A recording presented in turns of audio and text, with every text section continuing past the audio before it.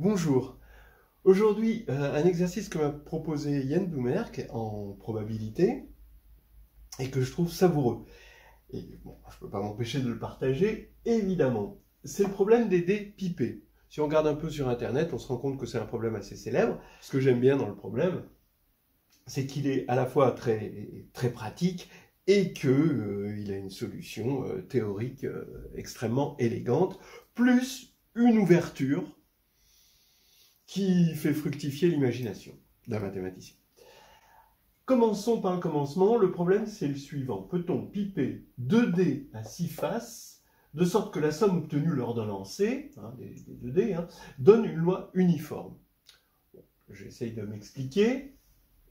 On lance les 2 dés. Il y a un dé, on va regarder la probabilité pour qu'il donne de 1 à 6, P de x égale 1 jusqu'à P de x égale 6. Eh bien, on va supposer qu'on peut jouer sur tous ces paramètres-là, pourvu que les probabilités soient comprises entre 0 et 1 et que la somme fasse 1, évidemment. On ne va pas se poser la question de physicien, comment on fait pour plomber les dés pour que ça donne exactement tout ce qu'on veut, n'importe quel élément de 0,1 puissance 6 tel que la somme fasse 1. Mais bon, ok, on va supposer qu'on peut le faire. On a un deuxième dé, dont le lancer va être indépendant par rapport au premier. Et on suppose aussi qu'on a la possibilité de le piper exactement comme on veut. Maintenant, donc, on est les maîtres de tous ces paramètres-là. Et on voudrait que la somme soit uniforme, c'est-à-dire que quand on regarde la somme des dés obtenus, ça fasse K. Bon, bien sûr, K va être compris entre 2 et 12, ce qui fait qu'il y a 11 possibilités. Et il faut que ce soit une loi uniforme, c'est-à-dire qu'on ait un onzième pour tout K, quel que soit K entre 2 et 12. Voilà l'exercice et la solution est très cool. Alors, allons-y. Quelle est la probabilité que x plus y soit égal à k? C'est la probabilité que x soit égal à 1 et y égale à k moins 1, plus x égale à 2 et y égale k moins 2, bon, si k est assez grand, voilà, plus, bon, on va jusqu'à la probabilité de x égale k moins 1 et y égale 1. Bon, alors pour des raisons, on va dire, pratiques, même si ce n'est pas très esthétique, on va poser P0, la probabilité pour que x soit égal à 1, donc que le d sorte un 1, et P5, jusqu'à P5, la probabilité pour que x donne un 6. Donc bon, on fait juste un décalage, vous allez voir pourquoi. Pareil, y égale 1, ce sera Q0, y égale 2, ce sera Q1, et y égale 6, ce sera Q5. Bien, ce qui fait que maintenant, cette formule-là, si j'ajoute à ça l'indépendance des 2 dés, eh bien ça va me donner que cette probabilité, c'est P0Qk-1 plus P1Qk-2 jusqu'à Pk-1 Q0. Et ça, d'accord, on voudrait que quel que soit K, ce soit égal à 1 onzième. D'accord?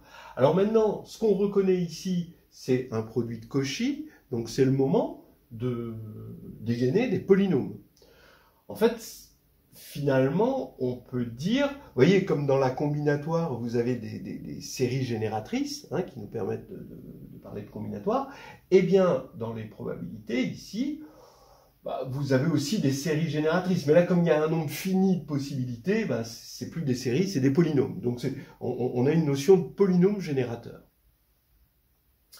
Et ce qui se passe exactement avec ces polynômes, et ça faut bien photographier ça, c'est que si je pose grand P, le polynôme générateur pour le premier D, et Q pour le second D, eh bien, puisqu'on a un produit de Cauchy, ça veut dire que quand je vais écrire P fois Q, à chaque fois, j'aurai un onzième. D'accord? Alors, bien sûr, là ici, le décalage se fait de 2, puisqu'on a fait un décalage de 1 deux fois, on va avoir des possibilités de 0 à 10. Et donc ici, on va avoir P fois Q égale 1/11 de 1 plus x puissance 10. Voilà. Hein. Donc, on a ici un produit de polynômes qui va donner, évidemment, on a deux polynômes de degré 5, leur produit fait un polynôme de degré 6, mais les coefficients sont tous égaux, par hypothèse, et ils sont égaux à 1/11. C'est pas si important que ce soit égal à 1/11, regardez ce qui va se passer. Ici, on reconnaît 1/11 de, ici, c'est x11 moins 1 sur x moins 1. Au passage, on reconnaît le polynôme cyclotomique phi11, mais on ne va pas partir sur les polynômes cyclotomiques. C'est des propriétés arithmétiques dont on n'a pas besoin. Hein, on va utiliser d'autres arguments. Et pourquoi c'est impossible? Parce que ce polynôme est de degré 5, il est réel de degré 5, il a forcément une racine réelle, celui-ci aussi, il a une racine réelle. Donc si on avait cette égalité, on aurait au moins deux racines réelles, alors qu'ici, ce sont les racines 11e de l'unité auxquelles on a enlevé 1, et comme 11 est impair, on sait qu'il n'y a pas de racine réelle, aucune racine réelle, et donc, c'est pas possible. Voilà, c'est terminé.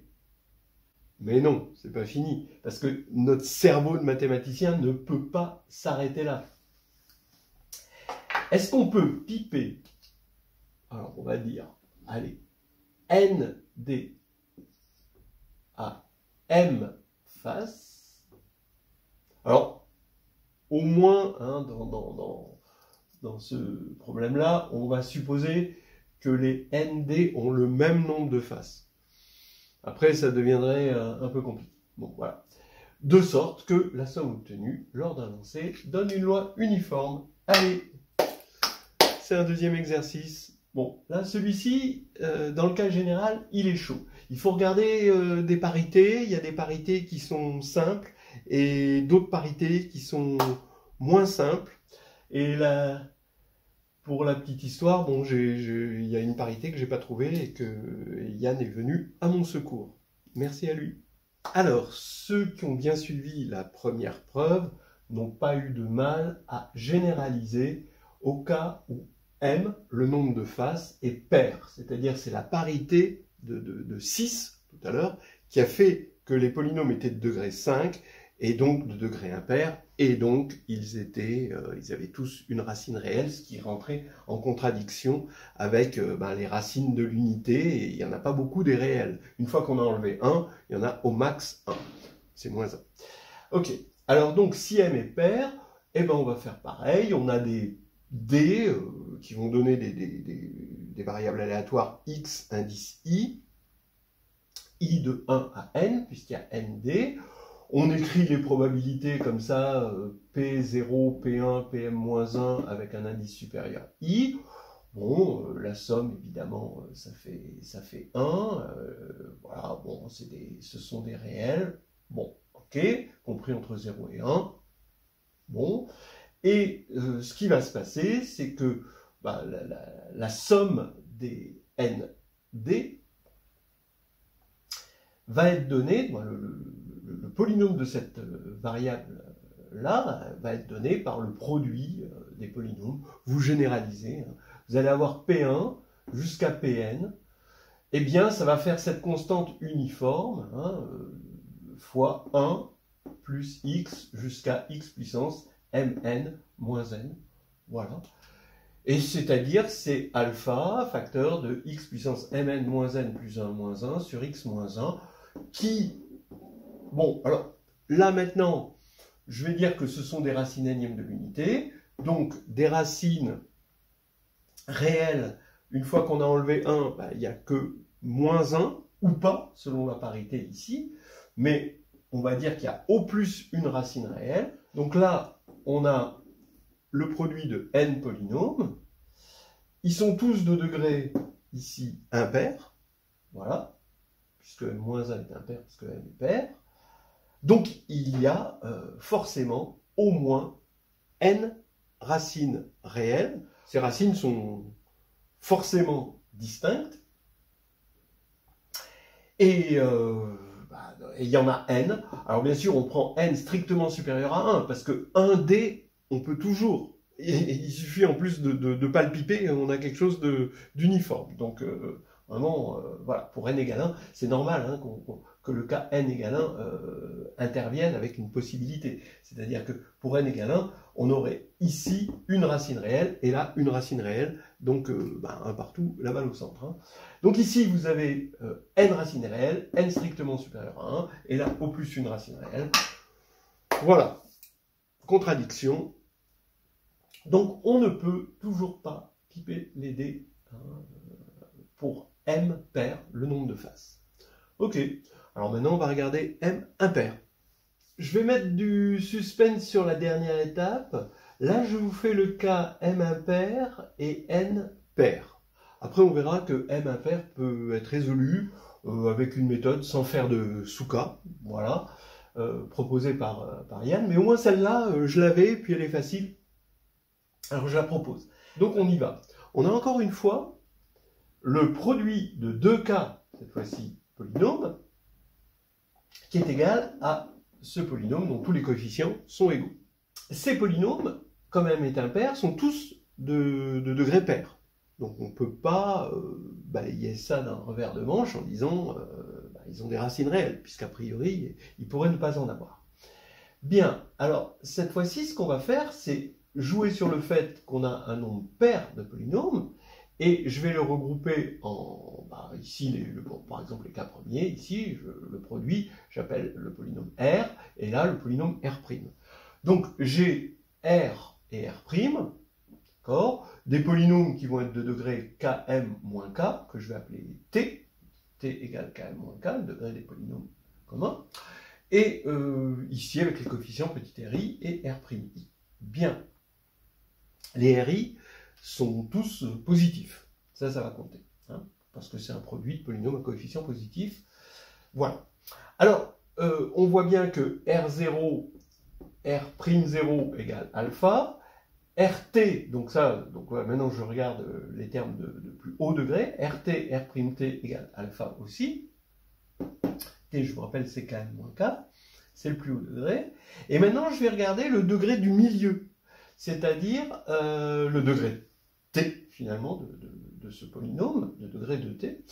Donc le degré t, ça va faire R0, R'T, plus R1, R'T moins 1, jusqu'à RT, R'0. Et ça vaut alpha aussi. Alors maintenant, en particulier, comme tous les coefficients sont positifs, j'ai R0, R'T, plus RT, R'0, qui est là et là, d'accord. Ça va être inférieur ou égal à alpha. Bien. Donc, ce qui veut dire, maintenant, je récupère R'0, ici, ça fait alpha sur R0. Bon, alpha est non nul, hein, donc tout ça, tout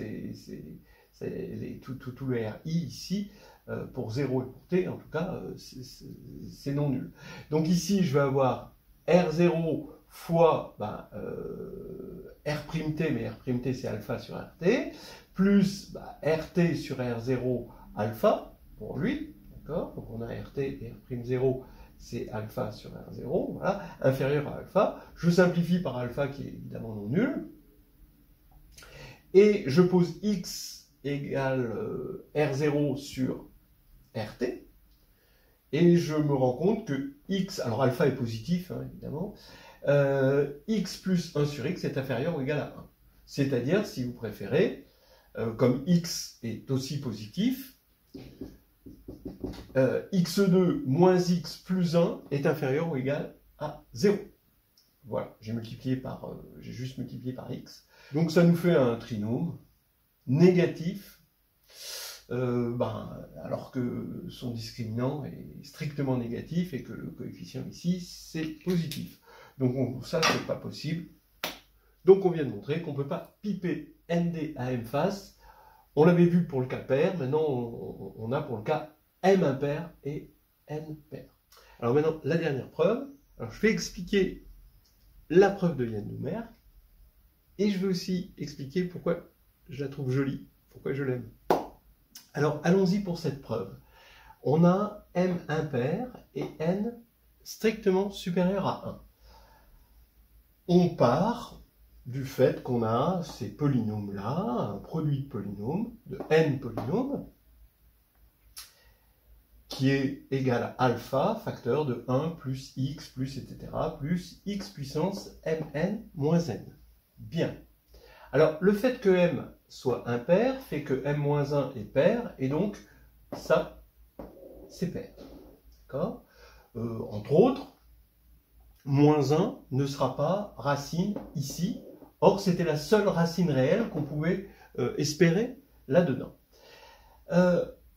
L'idée, et c'est une excellente idée, c'est la normalisation des pays. C'est-à-dire qu'on va juste remplacer chaque pays par un alpha i pays, de sorte à ce qu'ils soient tous unitaires.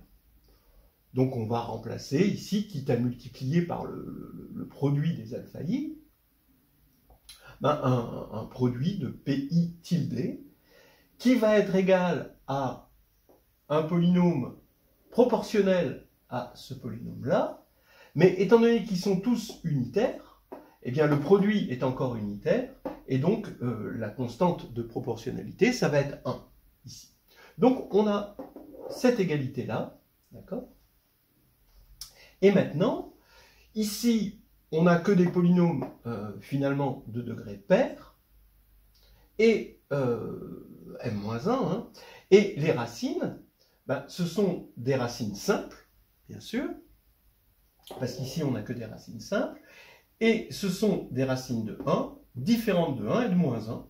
Donc, elles vont arriver avec leur conjugué, parce que c'est des polynômes à coefficient dans R. D'accord ?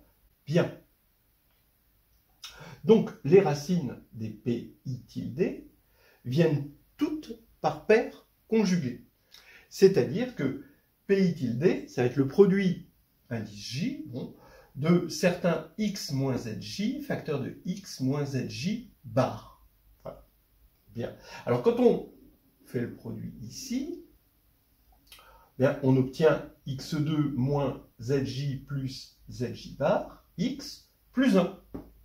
Parce que zj bar, c'est égal à 1. Hein. Toutes les racines de l'unité sont de norme 1. Bien. Alors, la remarque qu'on fait, c'est que ces polynômes-là sont symétriques, et le produit de polynômes symétriques est toujours symétrique. La somme, non, il faudrait qu'il soit de même degré, hein. mais le produit, oui. On n'a même pas besoin de parler de polynômes symétriques. Tout ce qu'on voit, c'est que le polynôme pi va être unitaire, et son coefficient en degré 0 va être forcément 1. On va se servir que de ça. Et ici, on a des choses symétriques. C'est intéressant, mais on n'a besoin que de la symétrie à ce niveau-là. Bien.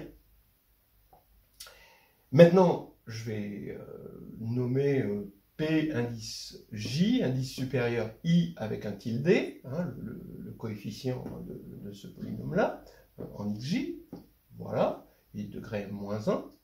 Ce qui va faire que quand on va tous les multiplier ici, et qu'on va regarder le terme en x puissance m moins 1 là-dedans, on va avoir, entre autres, pour tout i, ben, le terme où on a choisi p tilde m moins 1 pour le polynôme pi, p tilde i, et 0 pour tous les autres. Mais cette somme, elle participe à une somme plus générale d'un produit de Cauchy généralisé, hein, qui nous donne, lui, le terme en xm-1 du polynôme produit. Et comme tous les autres termes sont positifs, parce que tout ça c'est un terme positif, hein, évidemment, eh bien, cette somme-là, qui participe à la plus grande somme, produit de Cauchy, généralisé, et va être inférieur ou égal au coefficient ici, en xm-1, c'est-à-dire 1. Voilà, donc c'est inférieur ou égal à 1. Mais comme ici on n'a que des 1, ici on n'a que des 1, d'après ce qu'on a vu tout à l'heure, ici on a un 1, donc ça fait n qui est inférieur ou égal à 1. Or on avait dit n strictement supérieur à 1. Voilà, c'est terminé. Et on a montré la contradiction. J'aime bien cette preuve. Pourquoi?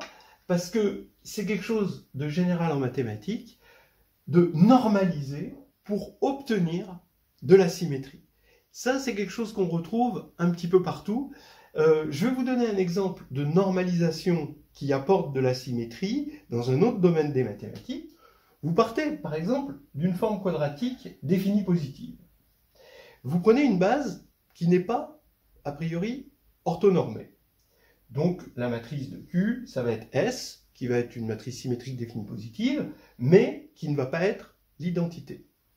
Alors, les matrices qui respectent la forme quadratique, dans cette base, vont vérifier M transposé SM est égal à S. Et donc ça va être des matrices de O de Q dans une base E qui n'est pas forcément orthonormée. Eh bien, là, évidemment, on a un groupe, puisque c'est un stabilisateur pour une action. Et ici, ce groupe n'est pas stable par la transposée. Vous pouvez essayer de trafiquer cette formule comme vous voulez. Le fait que M appartienne à O de Q n'implique pas que M transposé appartient à O de Q. C'est-à-dire qu'il n'y a pas de symétrie. C'est pour ça qu'il faut normaliser. Si vous prenez S égale identité, alors là, on retrouve le bon vieux groupe orthogonal ON. On a finalement normalisé dans l'orbite des matrices symétriques définies positives, on a normalisé S en l'identité. Et là, cette fois-ci, on montre qu'on a quelque chose qui est stable par la transposée, donc qui possède une certaine symétrie. La transposée va agir comme quelque chose de symétrique, puisque la transposée, quand on le fait deux fois, on retombe sur nos pattes, c'est l'identité. Voilà, donc ça c'est un petit exemple qu'on retrouve, et ça on s'en sert très très souvent, le fait que ON est stable par transposée. Voilà en gros ce que ça m'inspire, cette méthode. En gros, pensez à normaliser un problème pour tirer des informations de type symétrie, qui sont, vous le voyez, précieuses. Voilà, en conclusion, on ne peut pas piper ND, n strictement supérieur à 1, à M face en général, de sorte à ce que la somme obtenue soit uniforme. Même si on veut tricher, d'accord, même si on a des caprices, eh bien, la factorisation des polynômes fait que on se rend compte que nos caprices ont une limite.